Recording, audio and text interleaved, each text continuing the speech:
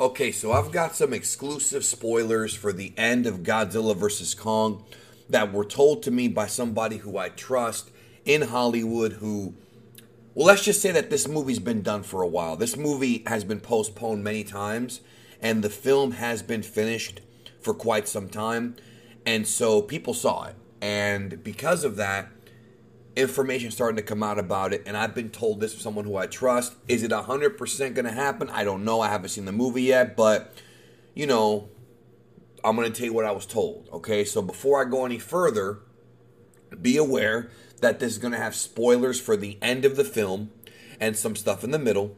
So just letting you know ahead of time, click off the video, and here's your last chance right now. Okay, so we're going to get into the ending and sort of some of the plot of Godzilla vs. Kong. I was told that this movie does not have much of a plot. It's mostly a very simple and thin, not thin in a bad way, but a very simple plot that focuses more on the fighting than it does any kind of story. Basically, from what we understand, at some point Kong was moved away from Skull Island to a facility, a scientific facility that resembles Skull Island in Antarctica. I believe it was Antarctica or Alaska. I don't remember what the guy said. It was a phone call. And Godzilla, while that's happening, Godzilla is going around destroying different facilities around the world. And the reason for that is because Godzilla can still sense the presence of Ghidorah. Even though Ghidorah has been killed, Godzilla can still sense it, which I think gets revealed later in the film. And so the reason for this is because, as you may remember in the post-credit scene of the previous film, the Ghidorah head is still around. And there are parts of Ghidorah around the world, and Godzilla can sense it and is trying to destroy these parts. What ends up happening is an organization in Asia, I don't remember if it was China or if it was Japan, I think it was China and Hong Kong, they create this, they take the head or whatever and take pieces of Ghidorah's brain, and they use that for sinister purposes, which I'm going to get into later on in just a moment. So in the movie, Kong's being transported out of that facility, and that's where the fight in the water that you see in the trailer happens, where Godzilla fights Kong or whatever. That's earlier in the film. The purpose of this movie, or the purpose of the humans in this film, the group, is because that they want to get to the center of the Earth. Basically, it's the hollow Earth. We find out that within the Earth, there is the hollow Earth, right? And inside of the hollow Earth is where all of the kaiju came from. So the original battle of the kaijus took place in the hollow Earth. And if you notice that axe that Kong has in the film, that's actually not just an axe. It's apparently what it is that he took a piece of a tail of one of the kaiju and stuck like a tree in it or something, and that became like his weapon.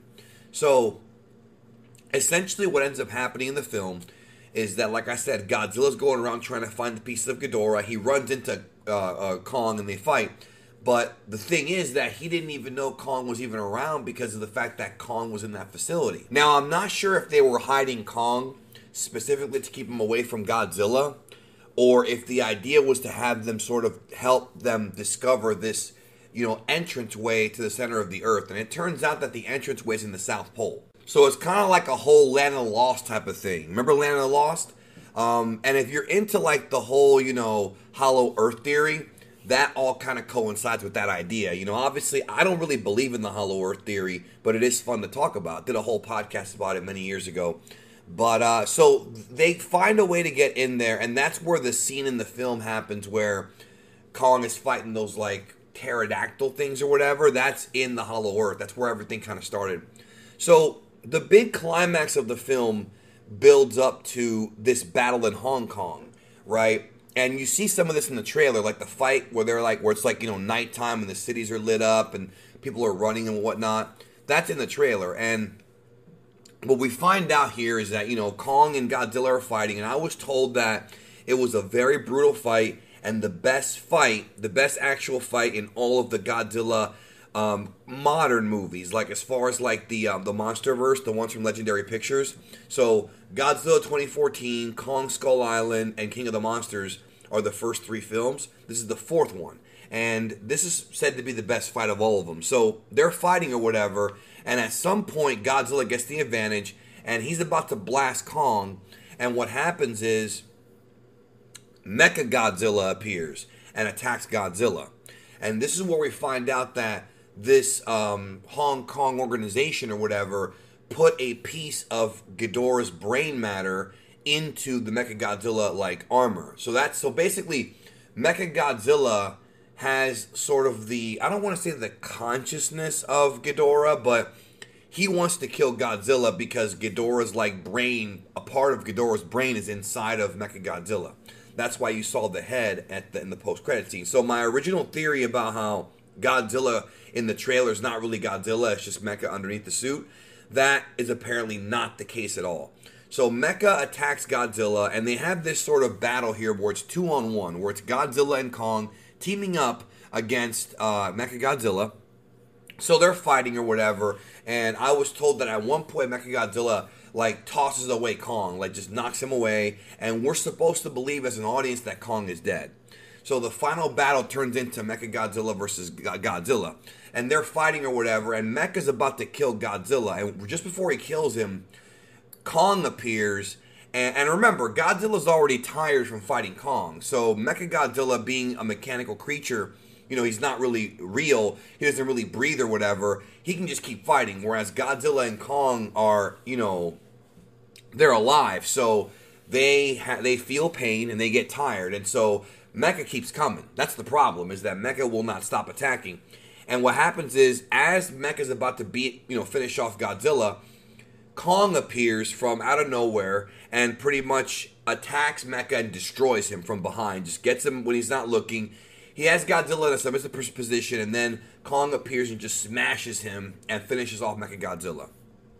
So Mechagodzilla goes down, and then Kong and Godzilla have a stare down, and instead of them fighting, they kind of give each other a respect and just disappear. And just, not disappear, but Godzilla goes back into the water, and then Kong disappears. So basically the idea here is that Godzilla and Kong could have fought again, but now they have mutual respect because they did fight, and because Kong really saved Godzilla's life, you know, and they worked together against Mecha. So that's what I was told about the film. Not much of a plot there. I was told that at one point Godzilla does destroy the facility of the people who made Mechagodzilla.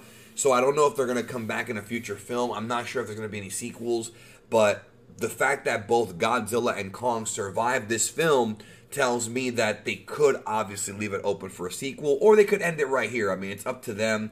We'll see how this movie does. It's just that with the pandemic and everything, you know, box office numbers are not going to be as accurate as they would have been a couple years ago. And that's what sucks, because I do feel like this film would have done relatively well had it been in theaters. And it's too bad, because I was told that this movie is meant to be seen in a big screen. Like Dolby, IMAX, you know, and I knew this before I even saw it. Like any of these monster kaiju movies where you have these giant monsters fighting, it's supposed to be seen in a big screen, you know what I mean, with that environment, the surround sound, like the real giant screen for a giant battle. Also, I should mention that I was told that organization that harvested the Ghidorah brain, they built these tubes all around the world connecting to their facility, so pieces of kaiju can be delivered to them from anywhere in the world. So they're able to kind of use that to put together these monstrosities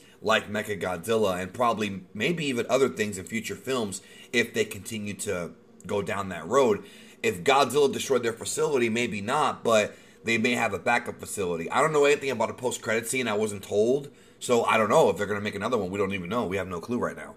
And the scene in the trailer where they're transporting Kong, like remember how he's on that ship, and that's where Godzilla first senses him? That's because they're trying to take him to the South Pole to get to the hole that goes into the Hollow Earth, which earlier I said it was Antarctica or Alaska. I'm pretty sure it was Alaska. They have Kong in Alaska, and they're taking him to the South Pole to get to the center of the Earth, because only the kaiju can access it, basically, is what I was told. So, and the people want to go in there and go into the Hollow Earth. So that sounds like a cool idea right there.